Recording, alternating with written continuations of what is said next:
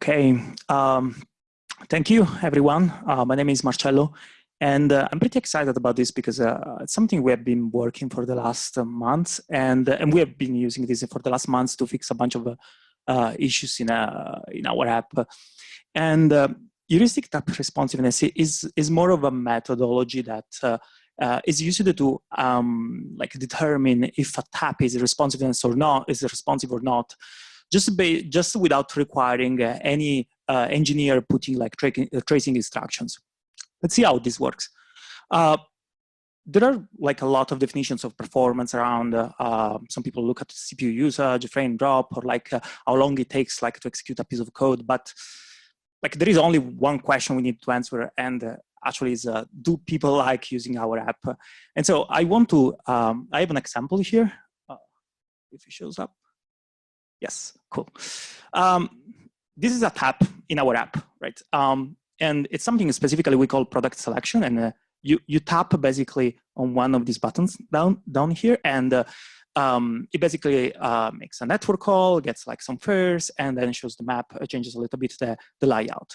Okay, so if you look at the one on the left, it's after we did a bunch of performance fixes here, and on the right is the previous version.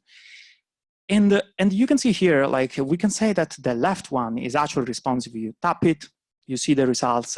There is this sense of continuity that the user is actually looking for when uses our app. On the right one, it kind of feels like you almost broken, like you're waiting for some time. And so basically, the concept of responsiveness for us is exactly this. Can we give to user this sense of continuity when he's using the app without like any interruption? And so let's see a little bit what happens under the hood to better understand this concept of tap responsiveness. So let's say that you tap somewhere, and if this is a stack trace, you're executing a bunch of methods, right? Not all of them are direct sub-functions of your main function. You can have other messages on this main thread. If this was the main thread, we all know that the main thread basically works as a process like all these messages posted in this queue and executes the code for every message. And every one of these can be a bunch of code simply executed in response to the touch event. We know that at the end of all this process, we have the UI responding. It can be a feedback, it can be like a dialogue being shown, maybe setting a different visibility on a view or something else. Cool, so if we were to trace this event simply like without any specific tool, without heuristic tap responsiveness, we can think about a very simple solution. Let's say that we have some kind of responsiveness tracer, and we put a super simple API. We say tap when the user clicks, and then maybe on the view click listener. And then when we, I don't know, for example, we show a dialogue, we call responsive tracer.feedback. This would totally work. This can actually, while this works like for a small app, it doesn't really work at scale. And many of you can imagine why. There are a lot of problems. First of all, naming. We know that naming is one of the hardest things, actually. Where do we put the tracing code? People have to agree with this. And if you have 3 developers working on the same code base, that's fine. But if you have a few hundred developers working the same code base, people can simply put the tracing instructions in different points.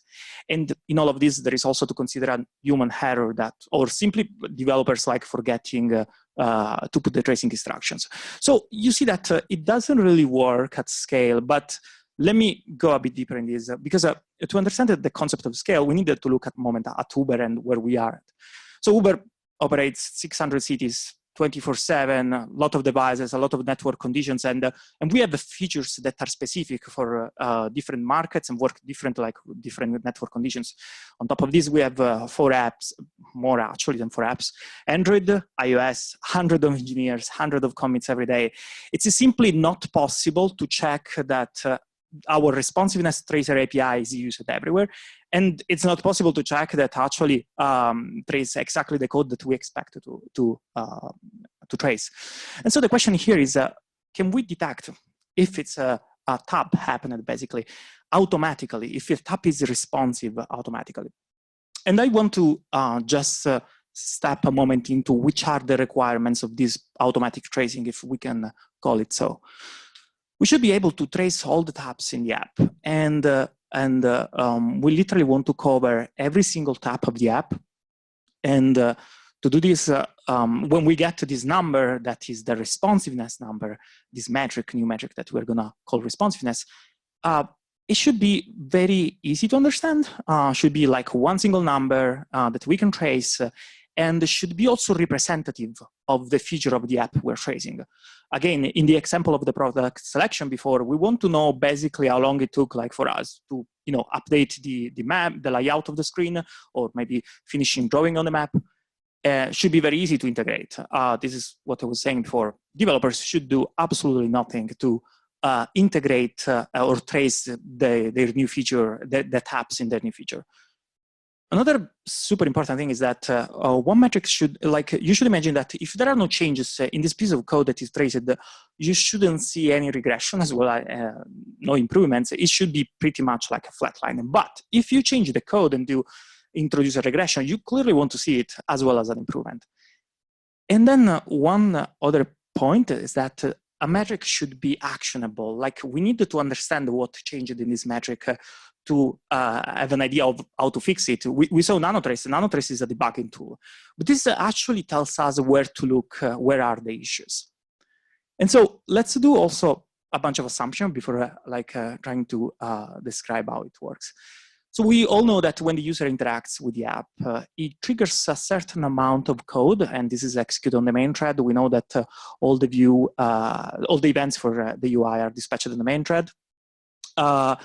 And after all the code scheduled on the main thread is executed, the UI shows a response to the user. Of course, this may not be 100% true, in case you have a bug. But again, this system is assuming that this is not like a test to ensure that your app is working properly. It's rather a performance test. So one more point is that when all the code is executed, basically we expect that this main thread is in idle. And so if it's in idle and we look at all these gaps every time with the next function, we see that there is basically a gap of a certain duration.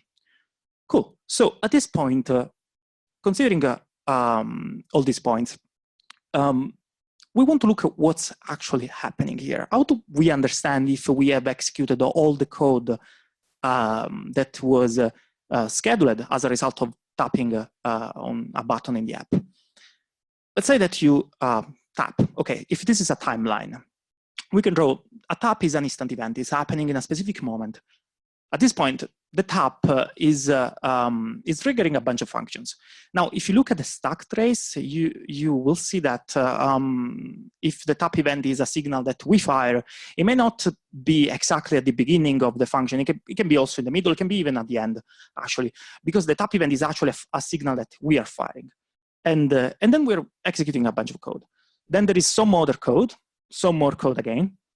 And at some point, we have basically a gap of a certain function. This is because suppose that you are just, if you are on Android, you're starting a new activity. You say, okay, start this activity, and there will be a bunch of code being executed, and then the main thread will be in idle.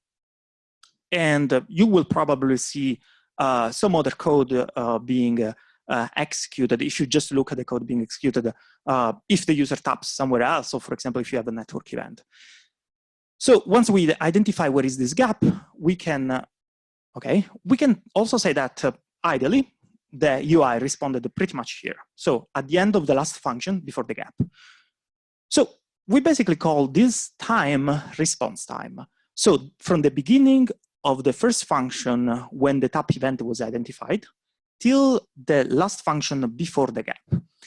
This is a clear number. This is a response time. It's we measure this in milliseconds, and we have it for all the taps of our app. If you look at this schema and you want to measure this same time in the same way, you basically need two signals. One is the instant event of the tap event itself, and the other one is basically the code that you're executing. So how can we do that? I will show here a little bit what's the architecture. And basically, what you can expect is that there is some code being executed in the app, and the user also interacts with the app. We have two different SDKs for this. So one is the performance SDK, and the other one is our analytics SDK. The performance SDK generates something we call span and represents every executed function. On the other side, the analytics SDK will represent the instant interaction of the tap event that we saw before. We send all this through our reporting pipeline. This goes through our backend, save it somewhere in the database. Then we have some kind of aggregator that does all the calculation that I showed before, but just on a super, super large scale. And then we store this data again in our database. So all the blue part is actually happening on the mobile side. The performance SDK is one of the two SDK that we use to gather some signals. What it does is simply a library that allows like metrics collection. So we can get like CPU usage or junkie periods, or like, or for example, it also generates automatically like inject some markers in the code and understand like how long it took some functions to be executed. So what we do is exactly this. We instrument through bytecode injection some relevant main thread functions. Now, there was another meetup months ago. It was about the riblet architecture, the rib architecture, and this is what we use at Uber. So specifically about the rib architecture, we instrument interactors. Interactors are in our architecture representative of pure business logic, and usually are triggered if for example, the user is interacting with a button and we needed to perform some business logic operation. Note that the rib architecture is actually not needed for this specific technique, but it helps because it has this strong separation between business logic and view tree. How do we do? What does it mean doing bytecode injection? Well, imagine that you have a method like this. This is actually one of the methods you can find in our interactors, and it's basically a build step. And at the end, when all our jars are created, basically we process them and we inject these instructions. So you can imagine something like tracer, start span, and we say which is the class, which is the method, a bunch of other parameters. And then at the end of the method, we put another mark and then we say finish. Cool. So this actually generates the signal that we need to understand which code has been executed. Note that, of course, for performance reason, we cannot instrument all the code, but interactors are enough representative of the code that is triggered after a tap event. Okay, so the other SDK that we use is the analytics SDK. Specifically, we have another open source library that is very cool. Basically, what it does is that it generates a set of functionalities and adds them to the view. And basically what we do is that every view we have is instrumented with this analytics, with the artist, and we basically plug into our analytics SDK. So we know that all the interactors will be traced, and we know that all the views will generate an analytics event. Of course, again, artist is not needed as well. You just need another way to reproduce an instant signal. This is a simple example. When you touch over there, for example, you're tapping on an artist-generated view, and you are producing an analytic event, and this is sent to our backend. Okay, so if you think about what we had before, and the way in which we calculated this tap responsiveness, at this point, I have a few slides to show a little bit how this works like in very large scale. First of all, you can imagine that every tap that we have in the app, and there are a lot, basically are traced. We know their duration. We know the history of their duration, if there were regressions. For example, the first column is current duration. Second column is how was like the duration 1 month ago. And then we have a link to the repo. So developers and teams that look to some of these analytics events, they can immediately jump to the code and see, for example, if there were changes. And then we have another cool service that basically generates a Chrome trace of that shows the information that we know about the tap. So if we say that the tap took, for example, 300 milliseconds, it's because there was an analytics fired, there was a bunch of code being executed, and this was basically the response time of our analytics event. And so this is super important because developers can dig into all these issues and see actually what code was executed. And then additionally, we give some other information like, for example, what's the memory. This is not visible here, but if you click on this red bar, for example, you will see a proper value, and the same for CPU usage. We also have an history view. For example, this is another tab, pretty much flat. And there are some super small changes, but for the rest, it tends to be quite stable. Another thing that we also have is we are able to see not just an average, for example, but we want to see, for example, what's the best, the P99 percentile or what's the P5 percentile. This is very important again, because sometimes that tab takes 63 milliseconds, and other times it can take 1 second and 700 milliseconds. Why? It's because there are some devices that are very old. Some, for example, there is some other stuff going on, and this helps us to understand if there is actually something that we're doing wrong, something that, or like where to look for if we're doing some investigations. So we needed to improve these metrics. Cool. At the end of all the day, I wanted to show you basically a case study of like how are we actually using this one, and bring here one example of the one fix that we did thanks to tap responsiveness. And I also showed some data that comes from Nanoscope. So let's say, for example, this is an analytics event that we call welcome enter number tap. And if you tap there, basically, it's in the sign up screen. You click on welcome enter number tap. And then we basically show this other screen where you can put your phone number. So when you click here, you will see this welcome enter number tap. Sorry, okay. So if you see over there, now it's 379 globally. And before it was 978. So we got 600 milliseconds globally. That is a quite huge improvement, actually. So what happened, basically, we were looking at this code and said, oh, why is it taking like almost 1 second?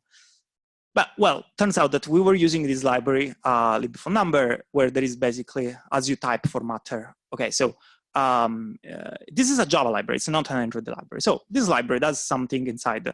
It calls phone numbers util get instance, and this one calls class loader.get resources stream. This does some super heavy operation, and I also found this super interesting blog post while I was looking at this thing, and I really invite you to check it out. It goes very deep, like in the explanation why this method is very slow. So we saw that basically this was the bottleneck, and I also wanted to show this with Nanoscope, sorry. If you look at the screen, this is basically Nanoscope. At the top, there is the method we are looking at. So get as you type phone number, right? And I marked it red, the class loader get resource stream. So basically, all the time is spending this method. And this is a measurement done on a Nexus 6P and takes about 300 milliseconds. Of course, you can expect that this is way slower on an older device. And why it's so slow? Like you can see that this is super cool because this is exactly what Nanoscope allows you to do.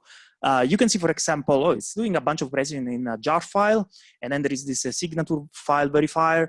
Like there seems to be a lot to basically loading some resources. It can load some metadata, like for the locale, to format the phone number. So it seems being quite a lot. Cool, so we were investigating this thing. And then, yes. Basically we saw that we could change this class loader get resource as stream to use that simple Android asset manager that is way, way faster. So if you do this change in the code, this is how it looks like. Basically, everything changed. If you look at the total number here, we basically got 2 orders of magnitude back. On the Nexus 6P, now this is taking 3 milliseconds, 3.69 milliseconds. And all that huge span, basically that was the class loader, now is that small thing over there that is just the asset manager loading loading the metadata file for the locale. This was actually pretty impressive. We fixed the other stuff like this. And then we rolled out the fix, of course. And the day we rolled out the fix, we saw basically this metric going down like crazy. And again, the trend is quite visible, changed it in just a few days. This was also very visible actually in the version number. We went from that huge number there in 184 to actually that small number that was 300 milliseconds. Cool. Yes, I don't have anything else. This is what I wanted to talk about. And this is what we have been using in the last months. And it's a heuristic technique. So there are some limitations. you have to ensure that this code has to be instrumented, for example, and you cannot definitely instrument all the code. But there are also some other future improvements we are thinking, for example, combining this with network requests, for example, or like understand, for example, if the UI was frozen when a tap was called. We're still working on it, and yeah, I hope you found this talk, this speech interesting. And if you have any question, just feel free now.